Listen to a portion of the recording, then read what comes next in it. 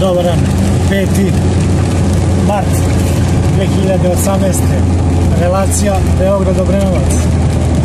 Napolju vreme kišovito. Kiša pada kao da nikada nije padala. Koliko će još, to sam Bog sveti zna. Nebo se spustilo. Brisači rade.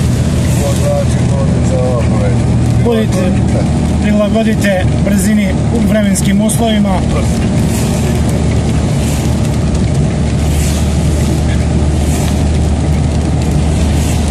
Molimo sve koji se obraćaju širom Srbije da vode računa kako voze.